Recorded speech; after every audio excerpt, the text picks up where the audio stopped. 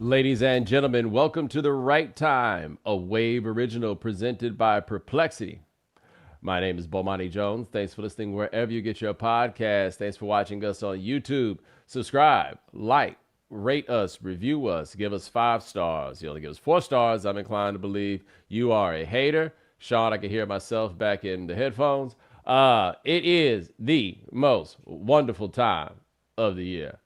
Well, it's also the most terrible time of the year because while most of this time that we was late getting it cracking, it was because of technical difficulties. Then there was the part after that where I kept sneezing all the goddamn time because of allergies.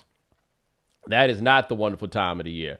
However, it is the NBA playoffs, and that is the most wonderful time of the year, which is a big part of why it is that I am so sleepy.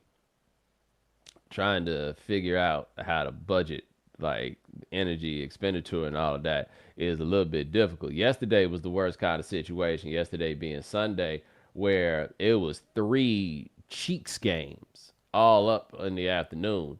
And then at night, we get the game we actually want to see. But man, I ain't really got it in me to be making it like I had room to take a nap and I did not take a nap. It's my fault. Oh, shout out to obvious solution guy in the chat. The guy's like, Zyrtec, my boy. You don't even know how to spell the shit, Donovan. Yeah, thanks. Thanks for your brilliant idea. My allergies are messing with me. Have you considered medicine? Oh, shit. Wow. What would I ever do without you? Anyway, we got the Rockets and the Rockets. See what I'm saying? I'm really sleepy. The Rockets and the Warriors. How about that one? That will be the game. Shout out to everybody who has been pretending that they have watched the Rockets play this year, and you know goddamn well that you have not. I have not been pretending that I have watched the Rockets play this year. I actually have seen the Rockets play this year. I saw them play a game in Madison Square Garden. Sean, the sound is back right. I saw them play a game in Madison Square Garden. I don't watch that boy Amen do a couple things. However, was my guy named Shingun, man, he could have robbed me on 125th Street, and I would not have been able to give the police very, very much help up until that game last night. Let me tell you what I find interesting about that game. The Rockets are out here getting it done largely on like tough guy stuff, right? They play really hard. They go muscle you. They got dudes like Dylan Brooks. They got irritants. They are, as far as I am concerned, a little bit too dependent on the reliability of Jalen Green, who I know this might sound unfair. He just strikes me as being unreliable in every walk of his life. I don't have a great deal of evidence to indicate this, but I look at him and you know what he looks like? He looks like he's about to be 15 minutes late. If it's 15. Again, I don't know if I'm being entirely fair. But anyway, the reason I bring them up is for them to win, it feels like they're going to have to get it done with a certain like old manish force of will sort of way in order to win that. Even Şengün, who people call Baby Jokic, I don't think their games are that similar. I just don't think Şengün is especially athletic, and they both from, I don't even know. Şengün is from Turkey, but that don't mean he from Europe. You know what I mean? Yeah, correct. And so I don't even know if he one of them. No, I think he's lived in Houston long enough that he's actually one of them. That's I gotta say, I need to hear his voice. Yeah, I need to hear because I'm a Rockets fan, so if you hear him in these Instagram videos and stuff, I was like, oh, he's been hanging out with Jalen Green a little too long, Okay. No, not long enough. Well, maybe Jalen Green might be hanging out with a little bit too long, but like Fred and them boys, maybe he can hang out with them. Like we gonna get to the place where we can ask him who got the best verse on Still Tipping. Okay. I see that. Sean, I don't know if we really talked about that this much on this show, but one of my single favorite things about the NBA is the idea of the cultural exchange. Yeah. I love nothing more than these cats that learn to speak English in the NBA. Like, I didn't watch the whole thing, but one of those podcasts had Marc Gasol on. Oh, yeah. I think it was like the Grizzlies dudes. And you have to remember that when Powell went to Memphis, they brought Mark over there. So Mark went from Spain to Memphis. And Mark sounds more Memphis than anything. Like his accent is just more Memphis than Spanish or broken English. Yes. He's like a fully Memphis dude. Yes, and that is a conceptually wild thing. Like they said, that boy came from Spain and they had him in the Frazier. And you may be asking yourself, what's the Frazier? It's something they call the. Right? Like whatever it is, they call it the. Then hey, it might be a thing about it. Anyway, the point that I was going to make is the Rockets need to get by with old man game, except the Warriors have all of the old man wisdom, right? They've got Steph Curry to pull it out when it matters. They got Jimmy Butler to pull it out when it matters. They got Draymond Green to do Draymond Green kind of stuff, right? I cannot think of a situation with young guys who are being expected to play in a lot of ways an old man game, except they are playing the most battle-tested old dudes that this postseason has to offer. I need to be honest with you, though. I'm in a trick bag with this series. I am not a Rockets fan. And so I can explain this to you guys. I grew up in Houston, but we moved to Houston when I was 7. By the time we got there, I already had teams. So it was not time for me to switch up teams. So I do not root for the Rockets, but I do not root against the hometown, especially now that the Astros and the Braves don't play in the same league, right? I do not root against the hometown. That's not what I do. But there is somebody in my hometown that I do root against fervently. And you guys know who that is. It's Joel Anderson. And so Joel hates the Warriors because he lived in the Bay for a long time and they were playing against the Rockets. Perfectly reasonable. Joel hates Warriors fans. Even more reasonable. And as many of you know, for reasons that I don't quite understand and don't really make a lot of sense, Joel really, really, really hates Jimmy Butler. He really, really does. I love Joel being wrong about Jimmy Butler at every turn. Of course, the problem is the way Joel's game is until Jimmy win a championship, he's always right. Nothing matters. Joel an old last laugh motherfucker, right? Like that's just kind of how he gets down. Anyway, I want Jimmy Butler to rub Joel's face in it. I'm not rooting against the hometown. I'm rooting against Joel D. Anderson. And the only reason I'm not saying his middle name is because I don't know if he wants you to know what his middle name is. That's the only thing that's sparing us under these circumstances right now. Somebody in the chat talking about Joel catching strays. This ain't no stray. What are you talking about? I'm shooting dead at him. There ain't no stray. What the hell are you talking about, a stray? I want to be very, very clear because apparently I'm not being as direct as I thought I was being. I want Jimmy Butler to whoop Joel's ass. Not like a literal ass whooping, but like in the sense that the Joel roots for. That is what I want to happen. I want a man who idolizes Jim Harden to lose. That's what I want. Is that enough for you, Leonard? Anyway, watch some of that game. Sean, it was a very interesting collision of events on Sunday. I didn't really do much celebrating either, but it was 4-twister on Sunday.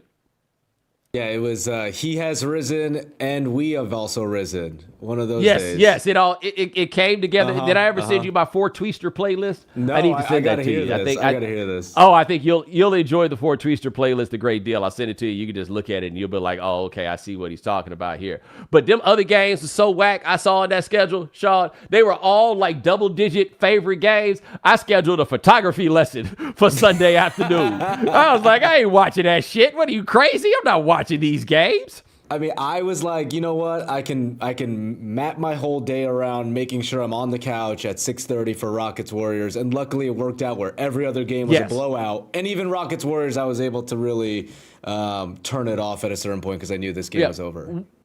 We knew they were going to be blowouts before the game even started. What I'm asking for under these circumstances, if we only got one game to watch, could you not put that at late night? Right. If we only got one game to watch, could you please put that at 3:30? Or maybe the 6 o'clock game, right? That window right there. I feel like would be perfect for everybody. Instead, they put in late, man. I saw some of the game, right? I mean, I saw how it ended. I knew how it was going to end, all of that. Hey, and Rich Reloaded in the chat room. Stop saying I'm advocating violence against Joel. We don't advocate violence here. I just want them to feel bad. It's not the same thing. But anyway, the day before, the Saturday games, okay, we were cooking with gas on the Saturday games. I mean, it kind of went like you probably thought it would be. Milwaukee before Dame Lillard, they got their doors blown off. But, Sean, you see that Dame Lillard had a lot to say to them boys on that other team. I enjoy NBA players snipe. I mean, they're not going to fight. I understand that. That's not their fault, right? Y'all won't let them fight. I love how it's a classic NBA fight where Dame Lillard says, I'm going to put you in a diss track, not come see me outside after this game. You know, yes. That's the state of the NBA we're in. That is where we are. The Pacers, I realized last year when I watched the Pacers in the playoffs that I had not watched them play for many years prior to that. And I realized when I watched them play on Saturday, I had not seen them. It's been a long time since I've seen them play a game with Tyrese Halliburton. The Pacers did something, though, that doesn't happen very often, which is they started off bad and turned out good. Like, generally, what you see from a team after about 20 or 25 games is what you're going to see out of that team. You know what I mean? Right, that's generally going to be it. The Pacers, it turned out not to be that. And to be fair to the Pacers, they got to the conference finals last year and they played it tough against Boston and they just didn't have their best player in the end. Like, in theory, they got a champion in Siakam. Like, in theory, they should be able to make some stuff happen. On the other hand, bro, they got so many players I ain't never really heard of. I don't really know how to speak on what their situation going to be. I don't be lying. Don't y'all worry. Give me about 2 weeks. I'm going to be up to speed on everybody. I'm going to do my little crash course. What they was doing in November don't even really matter no way. You know what I'm saying? Sean, does that sound like a plausible story? Does it? I don't know. I think it does. I think especially with like the stars on the Pacers, like Tyrese Halliburton has not been playing well to the start of the season, and now he's heating up just in time for you to know exactly who those Nemhards and whatever players are on the Pacers that you always mention of like, who's this guy? Yeah. You know, now you'll start to be like, oh, I know him. But Siakam, to me, is the interesting one because I thought that Siakam in 2019 showed the potential to, like, really, really be that guy. And look, he's been an all-NBA cat, so I don't want to pretend as though he hasn't really got it. But at the same time, I don't know how much are they going to go to the conference finals again on the back of Tyrese Halliburton and Pascal Siakam, I guess is my question. I will say Kevin O'Connor tweeted during that Pacers game, he's like, this is the version of Pascal Siakam that everyone knows and loves, but he's like, this is the version that can take them in a deep playoff run. So, you know, this matchup right now seems favorable to them, but when they face the Cavs or the Celtics, I think it's a completely different story. You know what I love about Pascal Siakam? It always looked like he about to elbow somebody. He's got those flailing bows. I would be terrified of guarding him. Like, it always looked like you about to have to get some teeth replaced. Like, that is always on the board when you're out there against him. But the other games, did you watch Clippers Nuggets? Yeah, that game, that was actually the best basketball game of the weekend, I think, from a pure basketball standpoint of like, wow, you get Ty Lue, who's getting to coach his ass off against Nikola Jokic, who there was a play I saw the other day, or this morning, that someone clipped off of, like, this inbound play worked for the Clippers in, like, the second quarter, and then Jokic clocked it in overtime and completely stopped it. Yes. And it's like, wow, this is a real chess match of a matchup. Brother, I would not. Kawhi Leonard looks like Kawhi Leonard. Like, I don't know how this is possible with everything that he has dealt with physically. Keeping in mind, this is Kawhi Leonard year 14, right? Like, this is not a young guy. He still looks like Kawhi Leonard, like that super tight handle. He doesn't look as big up top as he has before, but he still looks similarly strong. Like, I was watching the game with the homie Trey and with my brother, and it's like, okay, he's not as big. Is he as strong as he was? But maybe he was just so strong that, like, it doesn't matter if he's not as strong as he was, but he still looks like that dude, and he's got that sick, super tight handle. You're not taking the rock from Kawhi Leonard. I mean, he'll get a shot at will, and the entire game, the broadcast kept commenting on his health and how healthy he looks, and every Clipper fan on my timeline was like, stop jinxing this. We know he's healthy. Do not ruin this for us. We can have a really good Kawhi playoff run. Well, the other thing with the Clippers, look, James Harden what is tricky about James Harden is James Harden is not useless in the playoffs. James Harden is useless in the last game of the season. Yes. If it's not the last game of the season, he can still give it to you, and he looked good in that game. Like, look, man, the Clippers got a bunch of old-ass dudes out there. Nick Batum, I want to say, has been playing for 17 years. James Harden is in his 16th season. Kawhi Leonard is in his 14th season. Like, they're not doing this to you with youth. Shit, what's his name? Zubac's old enough that he got traded there by Magic Johnson. And he's got all this playoff experience still. Like, regardless of what he's done, he's got playoff experience. Right. How many teams, and this is a legitimately fair question at this point. We'll talk about the Lakers a little bit later. I guess they're the team that you would say their 1-2 is up there with Kawhi and James Harden. But how many teams that we have in this postseason are we sure that their top two are better than the top two that the Clippers are going to trot out there? Like, we're 100% positive. I can't say that about Boston if they putting a needle in Jaylen Brown's knee. And I mean, Boston won convincingly, but Tatum and Brown both had really bad games in that game one. Yeah. Hey, I'm a little unsure of them. But, like, is it Steph and Jimmy, right? Like, is that who we're talking about? Like, this is, if they can get going, we'll see. Because on the other side, what they got to deal with is the best player on earth. Sean, the best player on earth. What are they supposed to do with him? I mean, that was such an incredible game to watch. And I'm really looking at the Nuggets, and it really just is, oh, you guys have the best player on earth. I mean, they should have lost that game, and Nikola Jokic kind of took over, and he's got to carry, Russell Westbrook, who doesn't make the right plays a lot of times. My fault. How did I let this go so long before we talk about, like, the last 7 minutes of game action being the top to bottom Russell Westbrook experience? And you got to understand, those of you who listen to me consistently or watch me consistently or whatever, you guys know this. Those of you who are new here may not know this. Okay.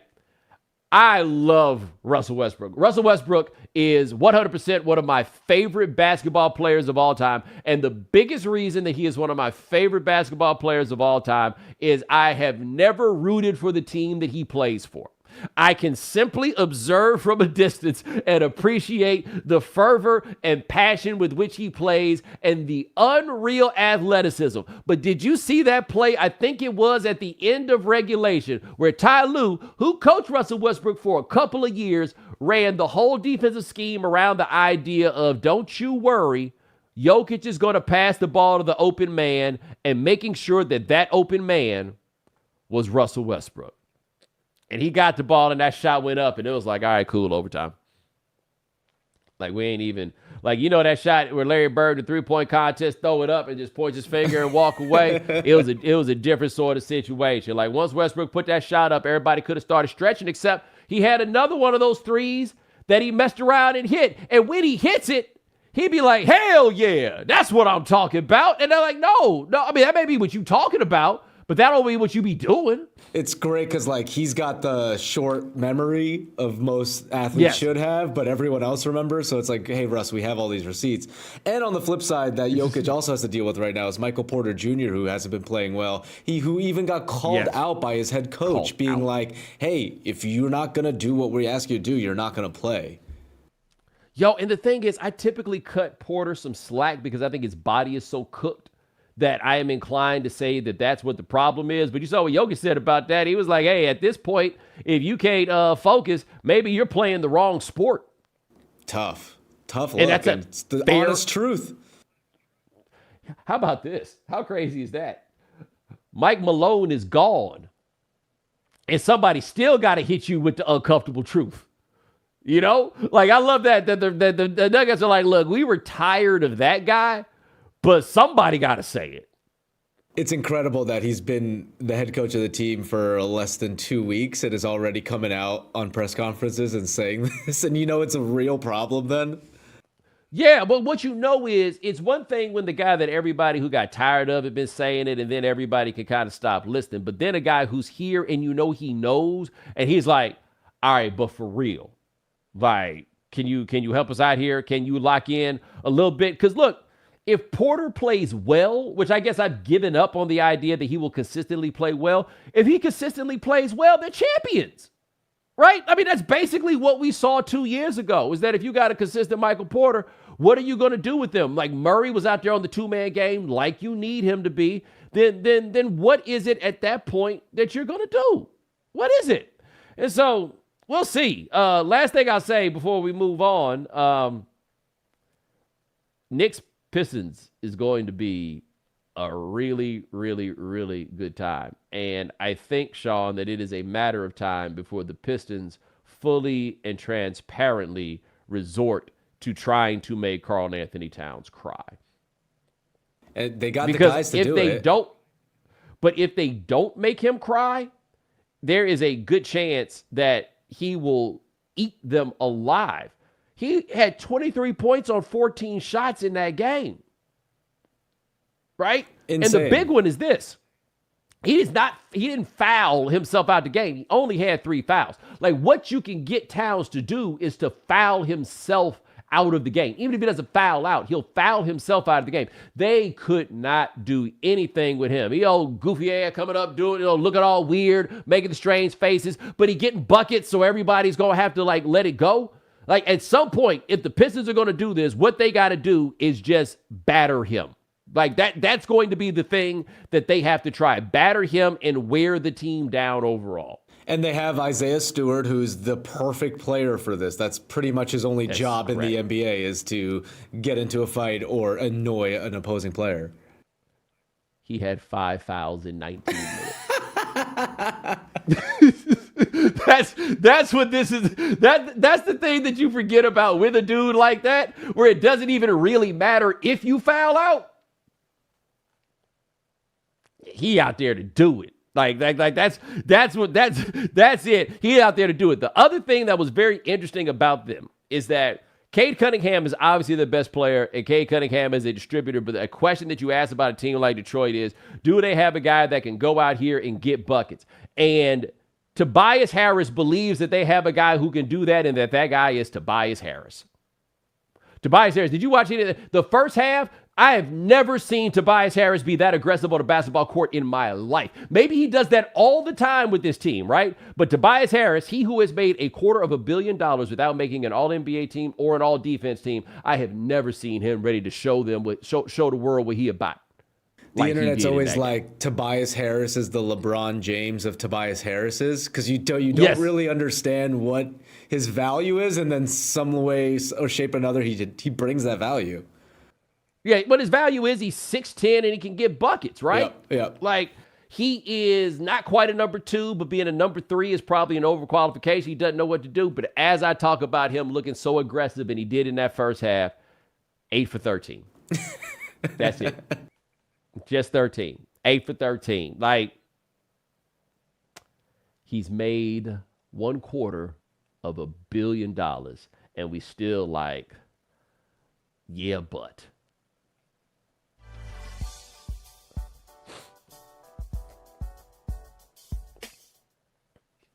All right, so I want to talk about the Lakers and the Timberwolves, and then get to this article that Tim McMahon of ESPN put out here on Monday morning. I'm also pretty deep into McMahon's book called The Wonder Boy about Luka Doncic. So I was reading that on Sunday after I watched them play that game on Saturday, and then McMahon's story about the Mavericks organization and Nico Harrison. That came out on Monday morning. So this all comes through at the same time. First, about the game. I think something that it can be a kind of easy to forget, and I think is interesting as it relates to this game, is that Luka Doncic, I don't know how he views the Minnesota Timberwolves, but I imagine that the Minnesota Timberwolves view Luka Doncic as the dude that put them out of the postseason. I have not seen but so much coverage that is locked in on the idea that our guy, the Ant-Man, wired as the Ant-Man is, looking at Luka Doncic on the other side, that sounds like some motivation, right? Okay.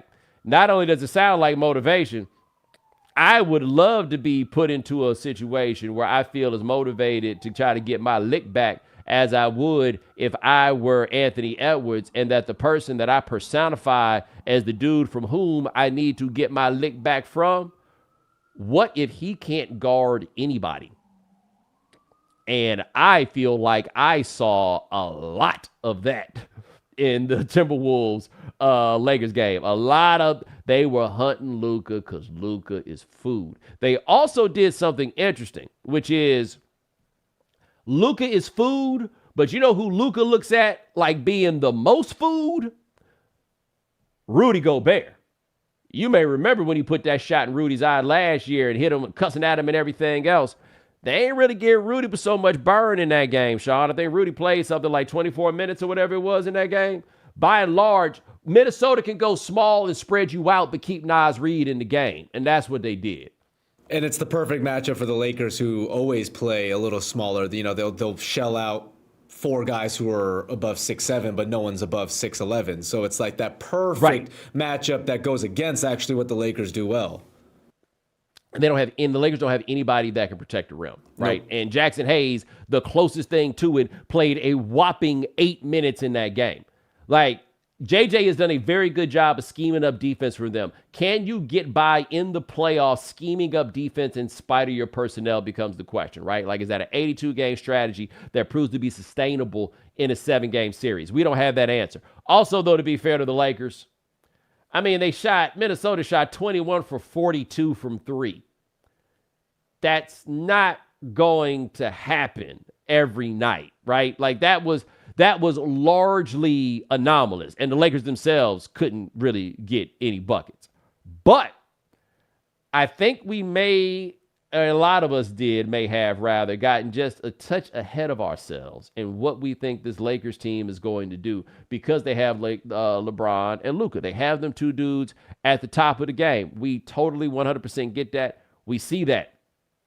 But if Anthony Edwards is a star in the way that we have talked about him becoming, right? And last year was a big step in him becoming that guy. And I think we looked at the Olympics, and he played pretty well in the Olympics, and he looked like he was still making that progression.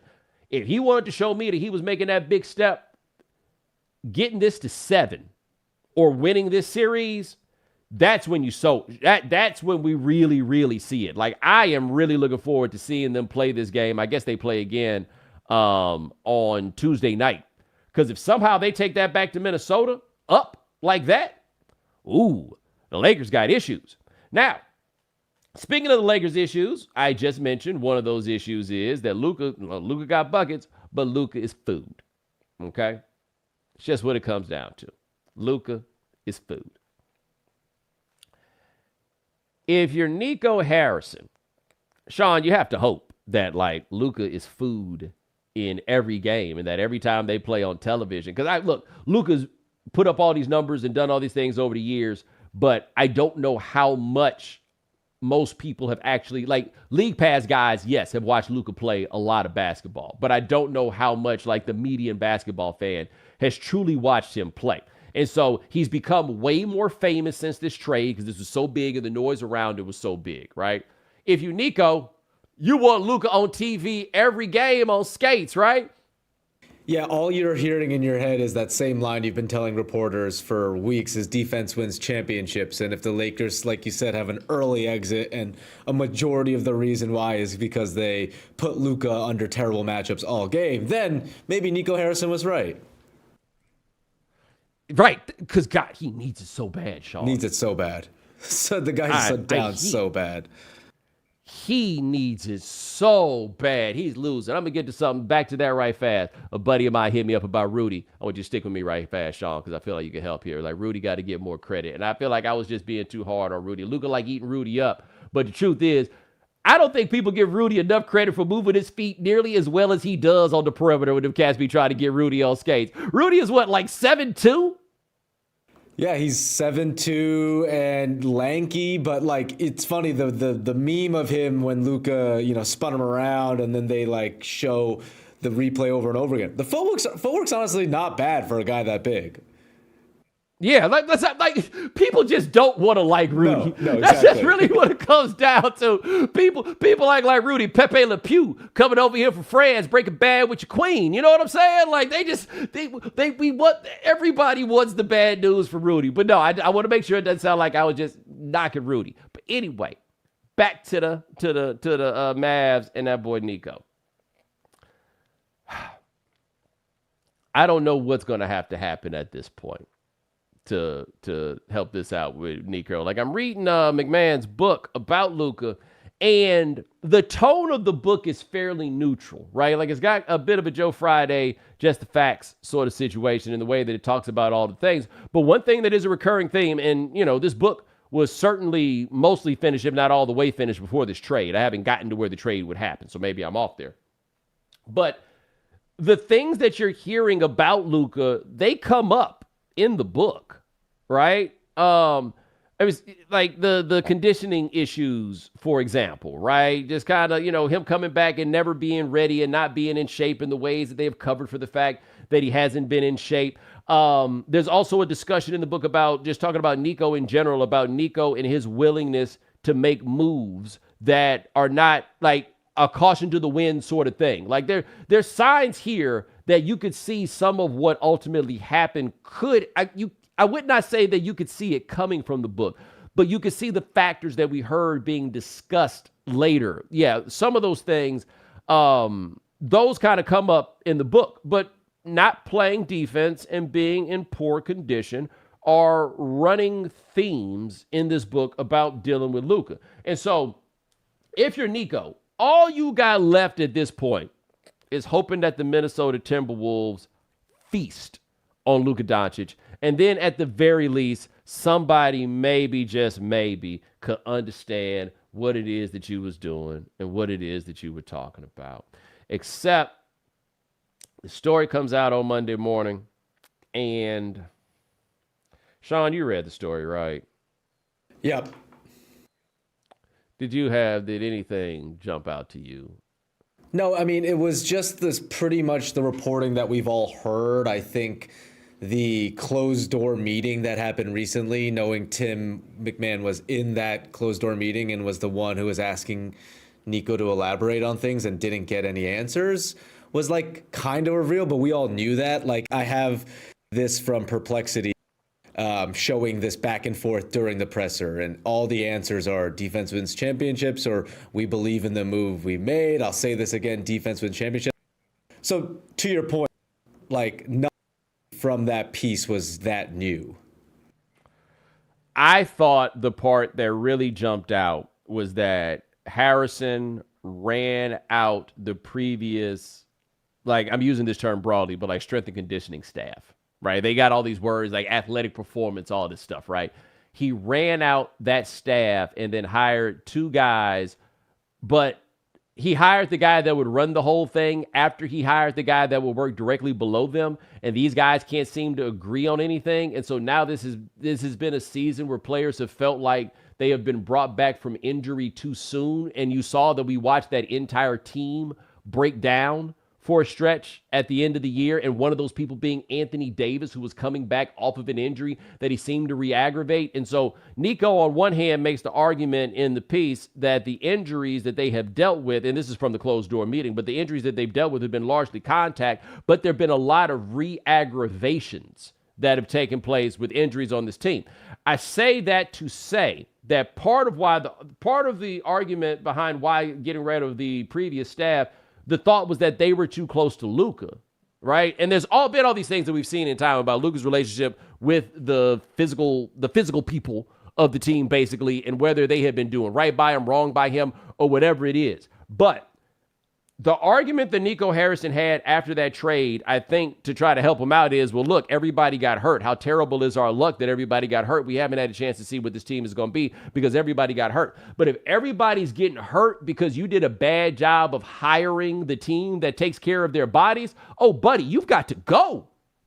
Like, I have never seen a situation where somebody has to be fired. It doesn't matter whether or not he was right about the trade, because you're not going to find out whether or not he was right about that trade probably for years. Now, you'll find out he was wrong about the trade if the Lakers win a championship this year, for example, right? Like, then, okay, then it's like, oh, yeah, really dumb move there. But otherwise, he was making the long bet.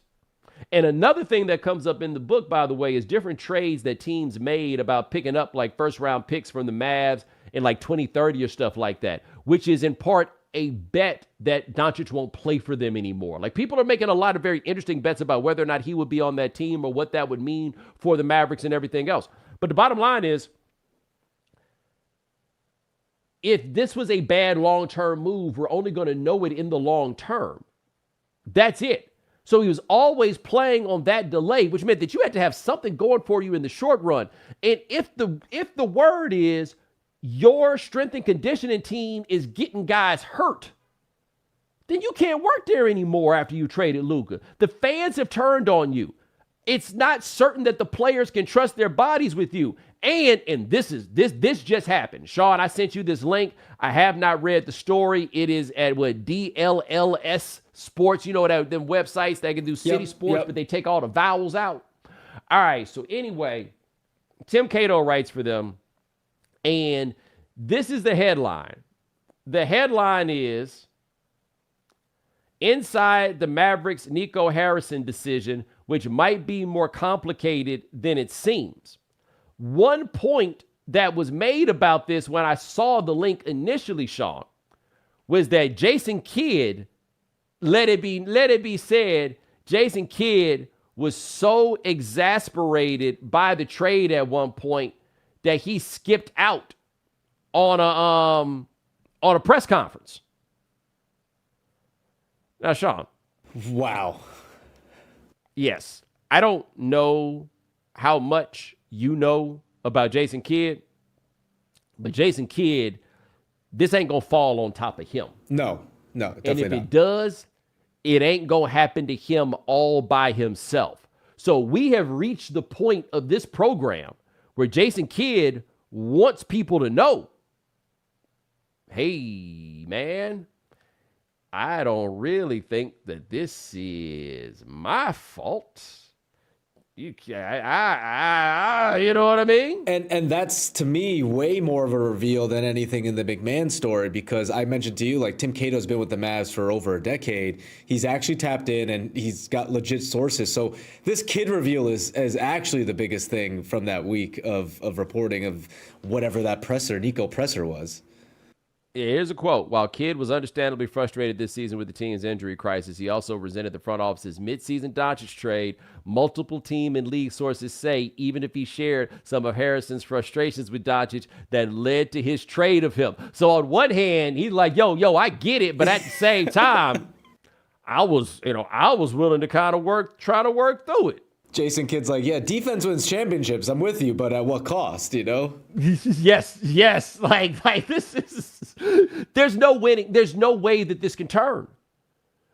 Right? You know, where I think where Nico really, really messed up in this, where he was just like, I don't worry about the fans. My job is to do what's best for the Dallas Mavericks. That's not how this game works. Like, yes, you are correct in the macro, but you do have to care about the fans because they spend money and stuff.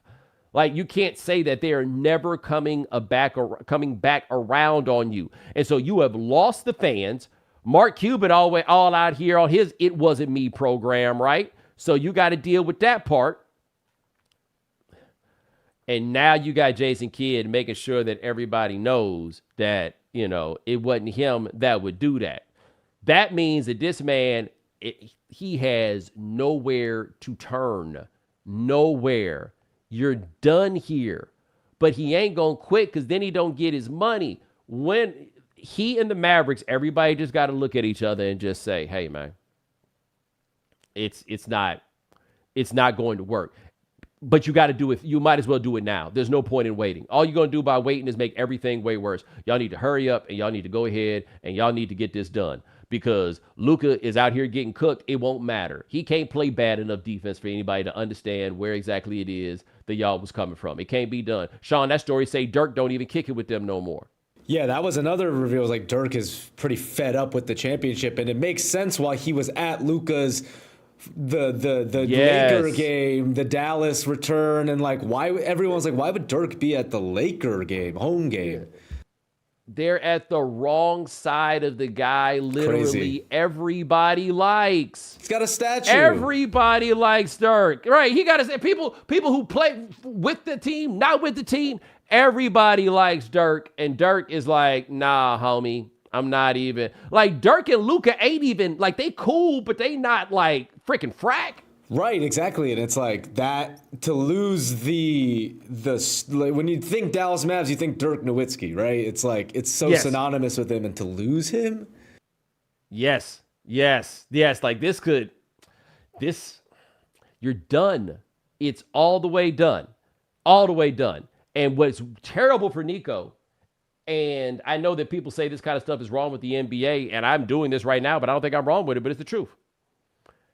It's so bad for Nico that 2 months after this trade, it is still more interesting to talk about what a terrible situation the Mavericks have than it is to talk about a playoff series that could actually prove to be Nico's vindication. That's how bad he messed this up.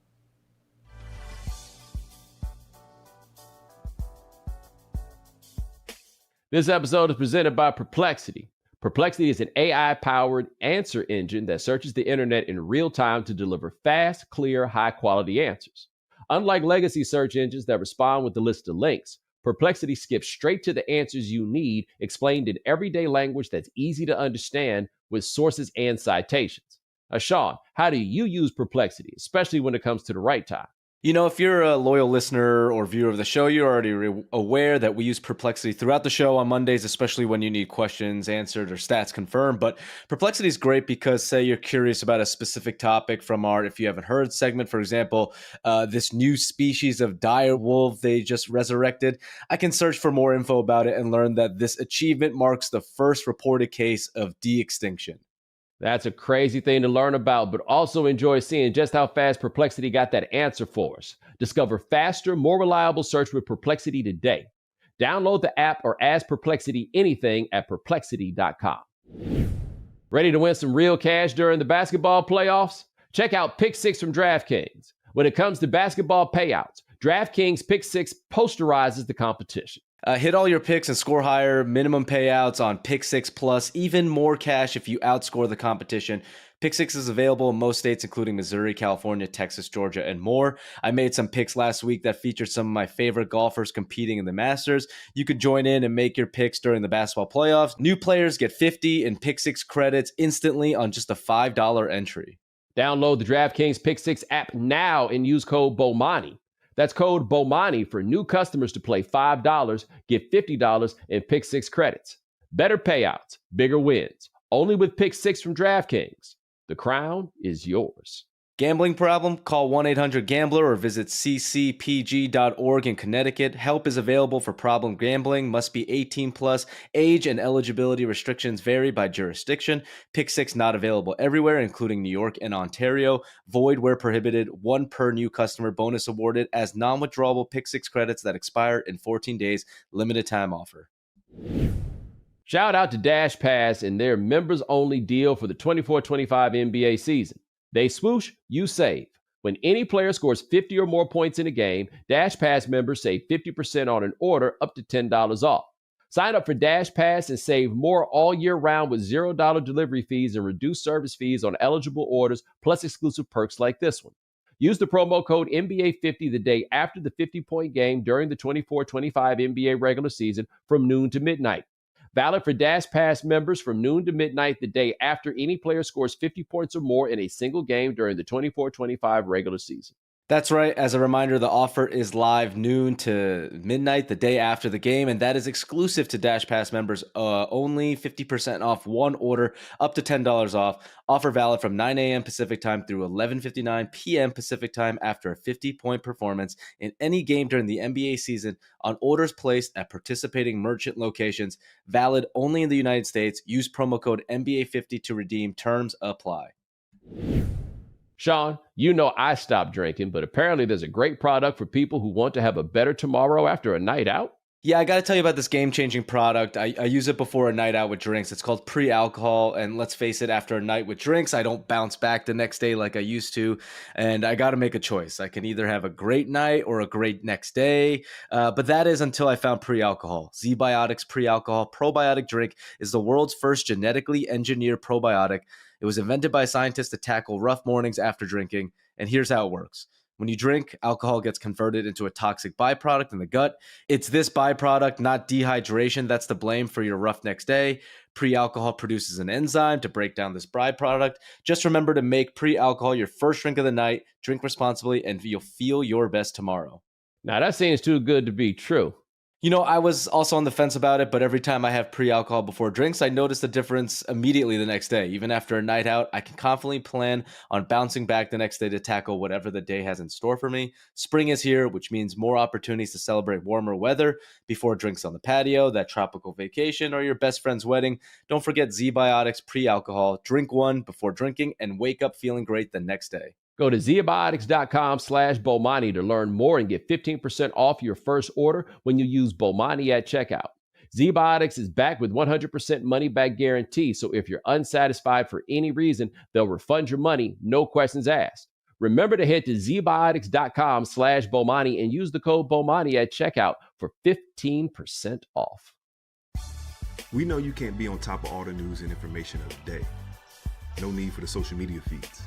We got you. Now, if you haven't heard. All right, Bo, here's the first one of the day. Hi, I'm Emilise Brownstein, and I'm a reporter at Business Insider. I just wrote a story about what's motivating college students to pursue Wall Street jobs. I wanted to understand what they really want out of these careers, because breaking into the industry is so notoriously difficult and long. I also wondered how Gen Z reconciles with some of the harsher realities of the job, like stories of junior bankers fainting out of exhaustion at the desk and, in some cases, even dying. So I surveyed 150 college students, mostly in campus finance clubs, and I interviewed about 30 from some top universities. Most students want to do investment banking right after college as their first jobs. A lot of them said banking is simply ground zero for every other job in finance. It gives them the skills and, maybe more importantly, the connections to move into other parts of the industry after a couple of years. And in our survey, compensation and exit opportunities were the top most important qualities in a first job for them. Some first-year analysts get paid about $110,000 in base salary alone, not including bonuses. They're paid so much for a reason, though, and that's because they're known to work 80, 90, 100-hour work weeks sometimes. We asked them to rate their level of concern with 5 topics related to a finance career, and long hours and high stress had the highest average concern ratings. Students seem to know what they're signing up for. They've heard the horror stories. But really interestingly, they're still mostly pursuing the jobs anyway. One person said they plan to set boundaries, others said they think they can handle it, and some are actually excited about pulling all-nighters, or so they told me. They all believe if they work really, really hard at a young age, they will be rewarded in some way down the line. And they're also sort of resigned to their fate, that if they want this prestigious, lucrative career in finance, they don't really have a choice but to accept it. So I thought her observations there were interesting, but Sean, in the end, I came around to why are they doing this? The same reason that anybody has ever done that godforsaken job. They just want to get paid. Get rich, get money, have a good life of, I've realized now people are like let me work in the trenches until I can retire early, which is the previous generation's mindset as well. And no longer are people doing kind of, I guess, cool jobs, quote unquote. Well, the problem is this, man, it's going to be hard to get money doing something you like doing.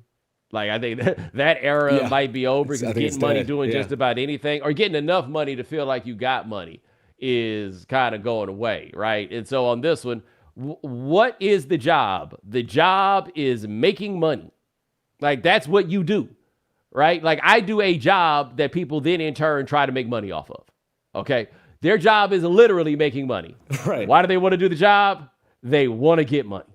It's funny, Chico on the chat says, I blame industry on HBO, which is another great TV show. And 2 back-to-back weeks, we have 2 articles about Gen Z trying to get into these medical fields. The last one was about kind of more internal medicine or emergency doctors, which the Pit describes very really and viscerally industry the same way. And it's like, well, they're showing these jobs because there's a lot of drama and stress around it, you know? Yeah. But no, people, these are all jobs people have always wanted to do because they wanted to make a lot of money. Exactly. That is not new. All right, here's the next one. Hi, I'm Faith Hill, and I'm a staff writer for The Atlantic. I recently wrote a story titled Grandparents Are Reaching Their Limit. I started reporting this piece because I kept hearing the same complaint, that today's grandparents are slacking. A lot of young parents feel disappointed that their own parents aren't helping more with childcare. They want to know what happened to a village raising a kid. But when I started researching, I learned that modern grandparenting is actually really involved, even more so than it's been for much of this country's past. In early American history, grandparents tended to act as respected authority figures.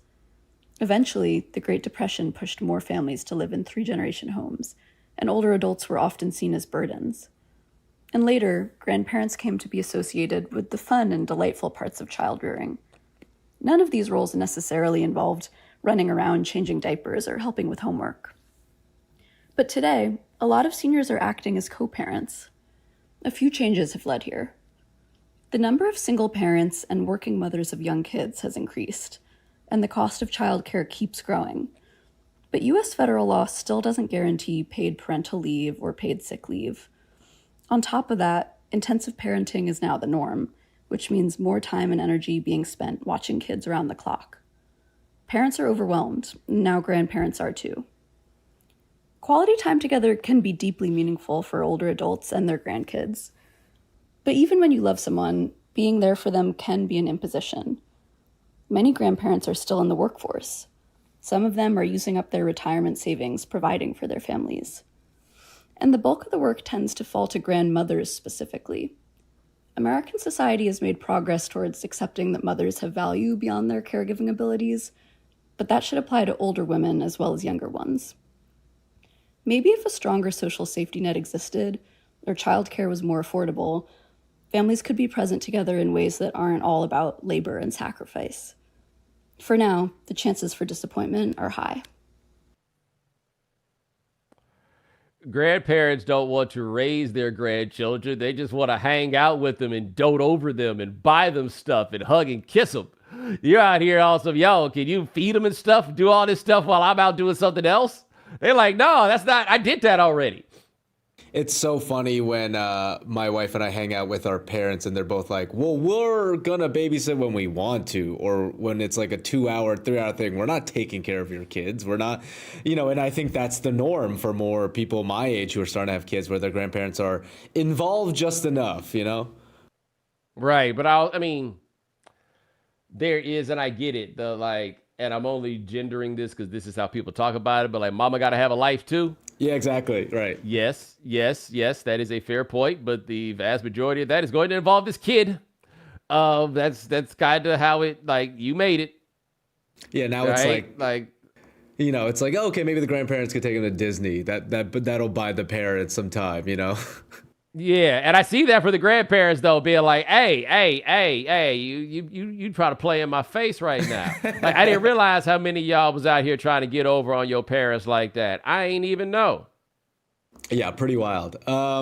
Bo, for this last, if you haven't heard, we had a submission not drop in, and it kind of works out because if you haven't heard, for mainly the Right Time audience, this will be my last week producing the podcast and my last week at the company Wave.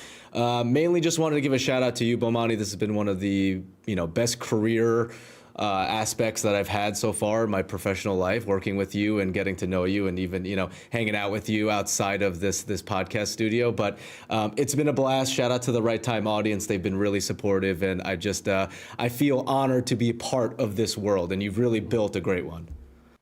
No, thank you. I appreciate that. And as I've said before, I said this when Gabe moved on to something. The thing about this show is chances are if you're good enough to work on this show, you're probably too good to work on this show, which means that somebody is going to come around and offer you something that we, for whatever reason, are not going to be able to do. So I thank you sincerely, because what I look for and always hope for with somebody with this is somebody that can help advance what we're doing. And so like a lot of our music content and things like that, these are your ideas and put them on the road. And so I thank you for, the thing I say about Lance that is most important, I feel also with you, is that you treated this show with the care and concern that I would expect that you would have if it was your own show.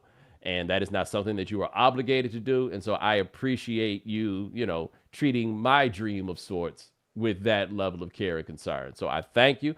I wish you the best. We got a couple more days with you, but no, your impact on what we do here has been felt and greatly appreciated.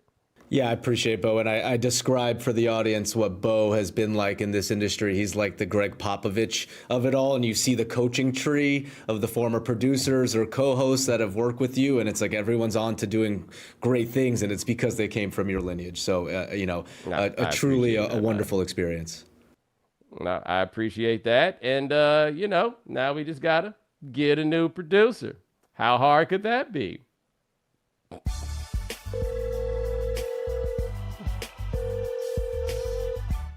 All right, Bo, another great prompt, a classic one, the wildest thing a coach has ever said to you.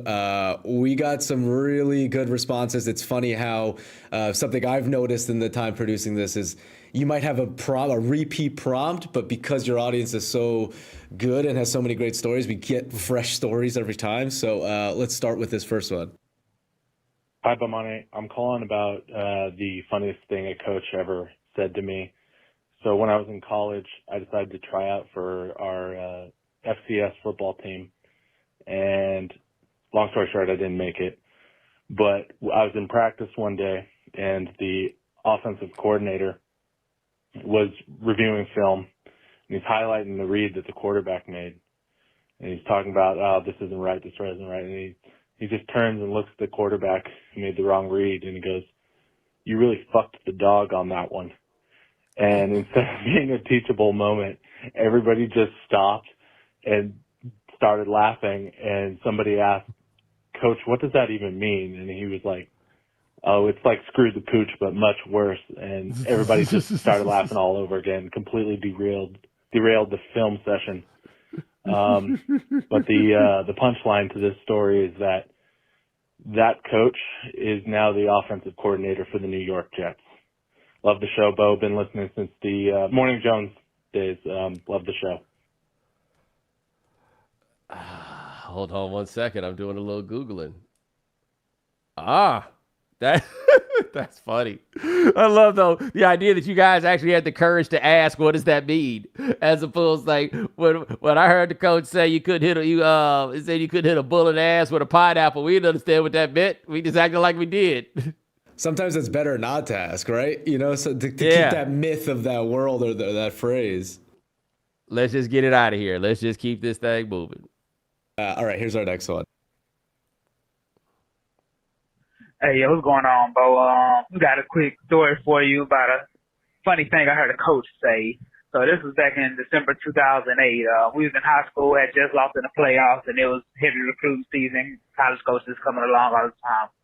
So when we lost, we used to be outside in these portables where all the players would just huddle up, all the seniors would huddle up and have college coaches coming in and out all the time. And so one day a college coach comes in looking for this safety that we had that was had a lot of interest and offers going his way. And coach was looking for him and calls out for him with us, say John. Coach calls out for John. John isn't in the room. So he tells the college football coach that he's probably next door on Gamblers Anonymous. That's what he used to call it, because all the players would go over there and be having a big old dice game, going shirts off, money passing around. You know the scene. So coach goes over there and he calls the player, kicks him out. He comes on over and comes out with a fistful of cash, no shirt on, pants bag, and everything. Coach says, "Huh, son, looks like you got the hot hand in there. That's the kind of players we need on our team. We would love to see you wearing the green and gold." And I'm just looking at this like, what is going on? Coach offers the player on the spot. He commits. That coach, Art Browse. And that's when I learned that college coaches don't care nothing about character or anything is off the show. They just care about, can you help me win? because they want to play with the hot hand on a dice game. All right, man. Love the show. Keep doing what you do. Thank you. Yo, Art Brown. He's like, that is not. To be fair, I give credit in that case to Art Browns for keeping his eye on the prize, right? That should not have been a disqualifying factor. But to spin it as, we need a boy with luck like yours. That's wild. This gives perfect opportunity to look up Art Browns' career across Prize Picks. Transformative impact on high school and college football. Built multiple dynasties, University of Houston and Baylor, revived struggling programs. This is all incredible. And, a couple scandals here and there, but hearing that voicemail is just quite funny. The new level of this, that these guys are telling us stories about coaches we've heard of. Isn't that crazy? That's the timeline we're on now. One's the OC for the Jets. One is Art Briles. Art Briles. He said, we gonna need somebody like you with the green and gold. He called it Gamblers Anonymous, which is crazy enough, right? Like, I thought that was gonna be the story. Absolutely insane, and yet this last one is the craziest. So here we go. Hey, Bo. Hey, Sean. I coached high school football for over a decade, and our head coach, who was a legend, and our oldest assistant coach, who was a legend, I could fill your show just with things they said. But the craziest thing I ever heard a coach say, I did not hear directly, it was our head coach telling us a college story. Everybody remembers that movie, We Are Marshall, loved it, celebrated, nobody thinks of the other side. My head coach was on the Xavier squad that Marshall famously beats in the big conclusion to the movie. He said that when they lost and they're in the locker room, their head coach didn't come in for a little bit. And when he finally came in, he looked around the room, made sure all their eyes were on him, and said, I wish it had been you, mother, on that plane instead. Yeah. Wished his whole team was dead. Have a good one, Bo.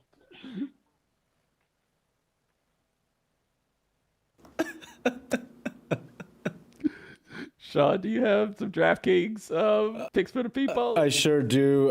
Thanks to DraftKings for their pick six. As you know, if you put in any money, you can get up to $50 in bonus cash. Let's start NBA playoff basketball. Game 2, Pistons Knicks. I like Cade Cunningham to have more than 27.5 points. He only scored 21 in the first game. I think he bounces back.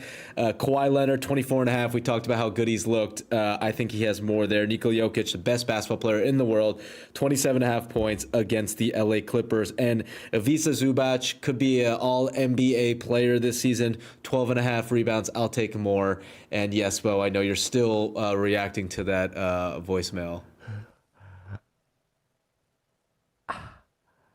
I'm going to ask if you can do something I've never asked before. Can you play that? Can you play that again? Please do. Hey, Bo. Hey, Sean. I coached high school football for over a decade, and our head coach, who was a legend, and our oldest assistant coach, who was a legend, I could fill your show just with things they said. But the craziest thing I ever heard a coach say, I did not hear directly, it was our head coach telling us a college story. Everybody remembers that movie, We Are Marshall, loved it, celebrated, nobody thinks of the other side. My head coach was on the Xavier squad that Marshall famously beats in the big conclusion to the movie. He said that when they lost and they're in the locker room, their head coach didn't come in for a little bit. And when he finally came in, he looked around the room, made sure all their eyes were on him, and said, I wish it had been you, mother, on that plane instead. Yeah. Wished his whole team was dead. Have a good one, Bo. Ladies and gentlemen, thanks so much for joining us here on The Right Time. We do this here 3 times a week. That's Sean Yu. He handles everything behind the scenes. Thank you, sir. Also, thanks to our If You Haven't Heard contributors. Thanks to Emily's Brownstein of Insider. Check out her story on the Wall Street career path and its brutality on the youngsters at Insider.com. And thanks to Faith Hill of The Atlantic. Check out her story on grandparents reaching their limit at TheAtlantic.com. Remember, subscribe to The Right Time. Follow The Right Time. Subscribe, like, rate us, review us, give us 5 stars. You only give us 4 stars, I'm inclined to believe you are a hater. And I'm glad you weren't on that plane.